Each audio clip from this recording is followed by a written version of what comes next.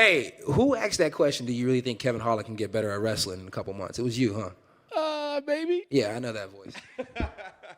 Well, summer school's over, right? I mean, I guess how does it feel now to be back in on Fight Week again? I mean, I'm out of summer school, but that doesn't mean I'm not going to college, baby.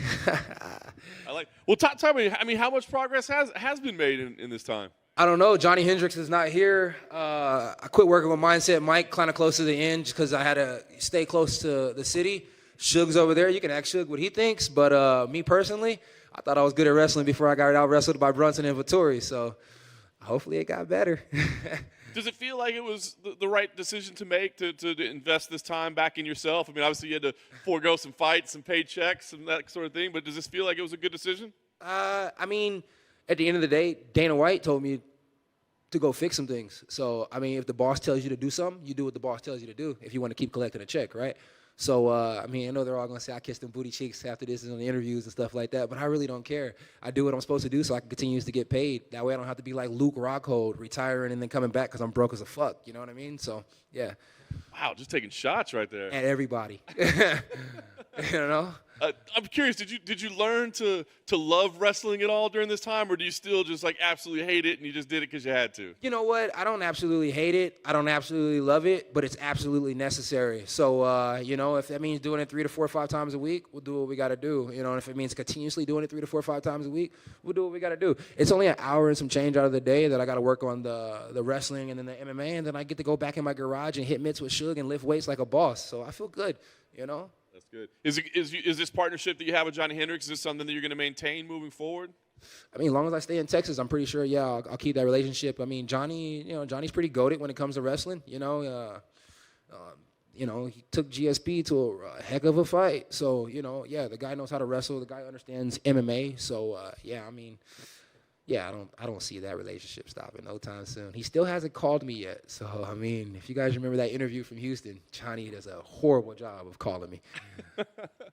Has your style changed at all? I mean, obviously you're working on this tactics, but does that change anything in terms of how you walk in there on fight night? I mean, it changes the way I fight, right? I mean, I have to change up a few things on the way I fight so that way I can help avoid a few takedowns and so on and so forth, right?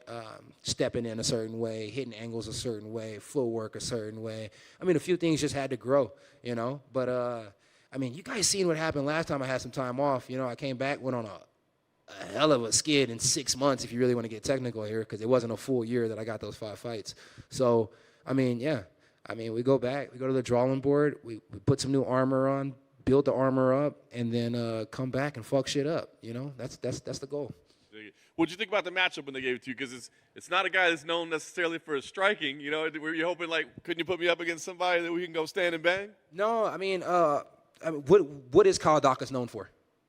Grappling, I think. Well, You think? I mean, I don't know. I mean, Kyle Daukaus is known for being a mixed martial artist. He does a pretty good job of mixing it up. He's a very tough competitor. I know a lot of people were like, well, he doesn't have a number next to his name. Well, shit, obviously I wasn't ready for the people with the number next to their name. So you take a step back, right?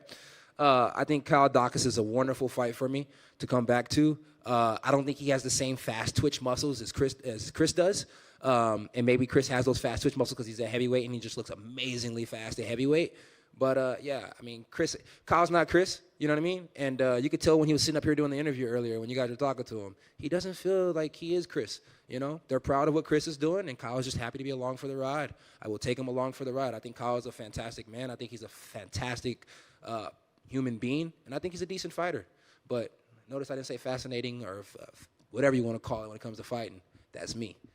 So obviously you watched the interview earlier. Are you just like, is it like to scout to get whatever last little bit of intel you can get, or were you just bored in your room and nothing to do? Like he said, he'd be down to win this fight, boring as hell for 3 rounds. That means he's planning on going in here and seeing how good his wrestling is and practicing that against me. I'm the better athlete. So I'm a real athlete. I can learn anything in 6 months, you know, even wrestling.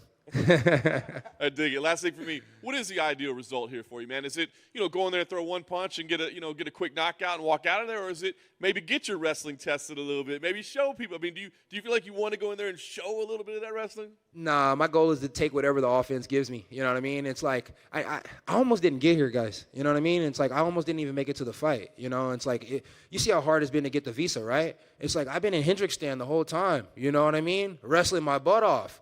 I'm coming to fight. I'm not coming to wrestle. But if the guy wants to wrestle, I'm going to show him what Hendricks stands was all about. I'm glad I got my visa. I'm glad I'm here, baby.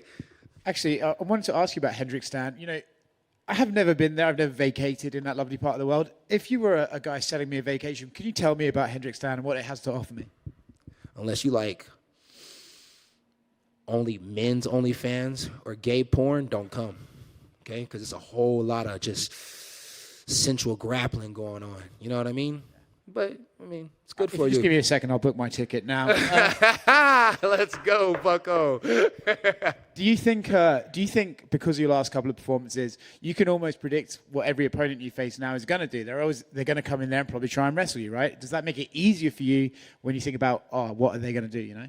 I mean, how dumb am I not to realize that every opponent before Derek and fucking Marvin were wrestling too? You know what I mean? I just, like I said, I thought I was good at it. We know what everybody's going to try and do. I mean, Derek feels like he put out the game plan, but I kind of feel like Darren Stewart put out the game plan. I kind of feel like, Brandon Allen, when he got my back and choked me, put out the game plan. I mean, the list can go on and on. I got 7 losses. I mean, last time I was up here, I was calling Israel Sanya a true loser. I guess I am one too. But it's okay, right? Because I fix my holes and I come back like a fucking animal. So, yeah, I mean, I hope he does shoot. I really, really hope he shoots. I hope he shoots a double leg. I hope he doesn't do, I ain't even going to tell y'all what takedown I'm going to get hit with. But I hope he might be watching this as well. Yeah, right? With a win over Carl, where do you want to go? Like, have you got any names in mind? After he lost to Brunson, everyone was thinking Darren Till versus you. That might be a fun one. You know what? I'm not saying I don't want to fight at 85 anymore, but I would really, really like to do that test cut at 170 pounds. I lifted weights like no other getting ready for this fight. Do I feel stronger? I feel way stronger. Did I put on any weight? Fuck no. So I have to talk to a nutritionist, and I have to figure out either A, what I have to do to get up to about 203, where I'll feel real comfortable at. I was there for when I got married that one time, but remind you, I am divorced, ladies, so don't go crazy.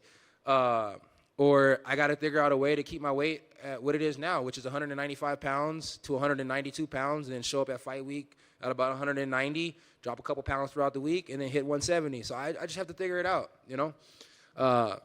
The future holds with whatever the UFC wants me to do. If they want me to go down and put some funk down there in that division, I'll do that. If they want me to stay up at middleweight and keep this middleweight class great, I'll do that. It's whatever they want me to do, But the thing about it is I'm down for it all, baby. Sorry to hear about the divorce, man. I mean, I've been divorced. I was just bringing it up now because they still think I'm married. I got this damn tattoo on my finger. Also, if you go down to 170, you can get that Hamzat fight. Yeah, 170 Hazmat fight. Everybody thinks I'll lose to him. So, I mean, my coaches could throw some money on me, and we could make the money on the back end. Good stuff. Would you ever go up and down, or would you have to stick in one of the divisions? Like if you made the decision and started cutting to do 170, is it all 170, or would you take something back up at middleweight? No, of course I would come back for rematches, and of course I'd come back for, the big one. But, it's like if they need me at 85, of course I would do it. Like I said, I'm a company man. But if I was to do 170 pounds, I would still walk around at what I'm walking around now. So it wouldn't be super hard to do 85. I mean, I know what these guys have. I know what these guys can do. The best thing they can do is lay on top of me for the whole time. So as long as I can stop that, I mean, it doesn't really matter if I'm at 70 or 85. They all fold when they hit the right hand. And I know to do what you guys do, it takes confidence through the roof. And you said, you thought you could take those guys that were at the low rank, the big rank. Was that a shock to the confidence, or is it still there? Is it still simmering underneath the surface? No, it wasn't a shock to my confidence. Just a reality check. Like, look, bro, you're good. You're really, really good. I mean, look what happened to Shabazian when he fought Till. I mean, when he fought Brunson, right? Look what happened to Till when Till fought Brunson. You know what I mean? Let's go all the way back to Ian Heinrich. Ian Heinrich got whooped on too, right? I mean, the one green card guy, he got whooped on too. They all pretty much got finished. I didn't get finished. I didn't get nowhere near finished. You know what I mean? He was asking me for advice on that head and arm choke after the fight was over with. So it's like, I mean, these guys can say whatever they want to say. We can drop 1,000 memes all we want to, and people online can go crazy. But the proof is in the pudding. Your boy Kev really don't get finished, and I'm really not having that hard of a time at 85. They're big, they're strong, but, I mean, those boys are dog tired by the time that 5th round comes around. So, I mean, yeah, like I said, I learn a few takedown defense. I can go either way. I can stay here. I can go down. It doesn't really matter, but, yeah, confidence being shaken, Nah, not one bit at all. Not from those guys. You know what I mean? Not those two guys couldn't shake my confidence at all. Only person that can shake my confidence is the boss. You know what I mean? If the boss was like, yo, fuck you, kid, we don't want you no more, that might shake my confidence a little bit. You know what I mean? Then I'll try to sit down and talk to the team and figure out what's going to happen after that. But, nah, my confidence is definitely not going to be shaken over a blonde black guy and a freaking Italian who does steroids for lunch. No, not at all. I know me and the boys here were definitely talking about the possibility of going down to the welterweight. And I know you said if the UFC asked for it, and I know you're humoring the idea in your head, but do you see how this fight goes, or when do you make that decision? If the UFC doesn't come to you and say, hey, we want you to go to 170, do you at some point in the near future just say, guys, let's just try it? Yeah, I plan on doing a test cut after this fight. I know last time I talked to you guys, I said I win this fight and I go back to being a complete asshole. And I still go back to being a complete asshole. But maybe I just don't go fight again in a month or 2 months. You know what I mean? Maybe I take a couple weeks off, like I said, go on a vacation with a couple friends, and then I come back, and then I put in some work. I got a jiu-jitsu match coming up at the end of the month, so I'll do the jiu-jitsu match, and then maybe I'll just keep the diet going after that, and see how long it takes to hit 170 pounds, how it feels to hit 170 pounds, and how I feel the next day. It's like I haven't been 170 pounds since I was like 22, so it's been a while. I'm 28 years old now, but I think I can do it now more than I could before. I think before I was doing it wrong for multiple years, and that messed my body up. I think my body has gotten back right, and I think I can do whatever the hell I want to do these days. I think I'm a lot more mentally tough, and I think I'm a better adult. And I'm sure once you get into that division, you're always going to have your eyeballs at the guys at the top of the division. But has there been anybody at the welterweight division that you've just been like, man, I would love to test myself with this guy? Not something that you have any animosity, but there's just somebody with the skills that you're like, man, I think me and him, we'd have a good fight. I think Luque is a really, really good fighter at 170 pounds just because he's a complete animal. I think Michael Chiesa would be a good fighter at 170 pounds because I think last time I seen him when he was in Houston, I feel like he sized me up and down, which was kind of fucking weirdo. Probably raped that guy. I mean, whoever, you know what I mean? It's like, I don't want to go to 170 pounds and fight a guy like Sean Brady off the rip or undefeated at welterweight, you know what I mean? Unless it was Chimaev, that's a big name. But, yeah, I mean, if I go to 170 pounds, I want the easiest guy possible, you know what I mean? If I stay at 185 pounds and they say all I fight is cans, that's the only people I can beat, well, then keep giving me cans. I like the double check. I'm trying to be like Brunson, Mr. 2 checks all the way. I might dye my hair blonde tomorrow. Who knows? And last for me, do you feel like you get that when you bump into other fighters? Do you feel fighters are sizing you up all the time now? And if so, why do you think that happens? I think Chiesa tried it. I don't think too many other people try it. Honestly, a lot of the other fighters, they see me, especially if they're in my weight class, they see me and they look the opposite way. You know what I mean? Like, I know this is mixed martial arts. I know we get paid to fight and all this shit, but they know at the end of the day, I will slap the dog shit out of you. So they don't look at me like they crazy. Nah, a lot of them don't size me up. Even when Chiesa did it, he knew I had this chick with me, so he was kind of like doing it on the side, like almost like he was looking at her, but he was looking at me because I'm fine as fuck. You know how it goes. Boy, I love making y'all laugh. This shit's great. Kevin, thanks for taking it. You mentioned mental toughness. JC once said, don't run from the pain, run towards it. Was it kind of therapy for you, just poke fun at the wrestling thing, going on heavy on the memes, the social media, the way you had fun with it? I mean, at the end of the day, like, I got to keep the people entertained, you know what I'm saying? So I was going to be gone for a while, and I knew that. Like, I had talked to the company, and I was supposed to be gone for a while after the Brunson fight, but then I stepped up for the Vettori fight, so I knew I was going to be gone for a second. So, I mean, memes, man. Memes is great, you know what I'm saying? So I just drop memes left and right, keep the people entertained, have a good time. Yeah, like, people were saying, like, I had the 8 Mile persona, like, you know what I mean? Talk about yourself so they can't talk about you. Nah, I mean, that's not the case at all. It's just if I seen a really good meme, I was going to drop that thing. You know what I'm saying? I was like, yeah, that's a good meme. I'm going to drop it. And whoever keeps reporting me on Instagram, bro, chill out. Report my Facebook. Stop reporting my Instagram, bro. You're going to get me blocked. I don't need that. Excellent. And lastly, you're coming in from those 2 main events on the poster. Yeah. Does it feel a little better to just have a 3-rounder? No. After the Brunson fight, I realized I can do 5. So I'm really low-key down to do 5. Like, I was already thinking, like, if anything happened between Thiago and Johnny Walker and they told me, like, I had to main event the card, it got to be 5 rounds. So if Kyle can't do 5, his brother can get in there for the last 2. I really don't give a fuck. Excellent. Thank you, sir. And nice patent leather J's there. Thank you, man. Them the Jubilees. I was going to say those are pretty sweet. And I got an internet's asking what kind of shoes you're going to buy with your win bonus. Oh, shoot, dude. I got 2 of the lots right now, the Virgil shoes that they just came out with. So I'll probably buy 2 more lots. I'll probably buy me whatever exclusive Nike SBs coming out. And then, of course, baby, you know me, I'm going to buy a couple more J's. And then I was talking to my boy from Power the other day, and he said that he's been buying a lot more designer. So I'll probably go give me like 2 pairs of Balenciagas just so I can be cool like everybody else. You know what I'm saying? Yeah. I have no idea what any of those are. But, What? was it cool that Dana White used you as an example of someone making lots of money? I mean, yeah. I mean, it was cool until all my family started hitting me up like, yo, bro, let me get a couple dollars. Nah. It was really cool. But the thing about it is like, it's the truth. You know what I mean? Like, a lot of people get in this position that they in right now, like fighting on TV, being on the biggest promotion in the world, and they think like, okay, I'm good, right? Like, I should be set, right? I mean, you got to be more active, right? You have to be more active so you can get this money, right? Because the money is a lot. You need that money so you can take care of businesses and other stuff like that, right? Family and so on and so forth.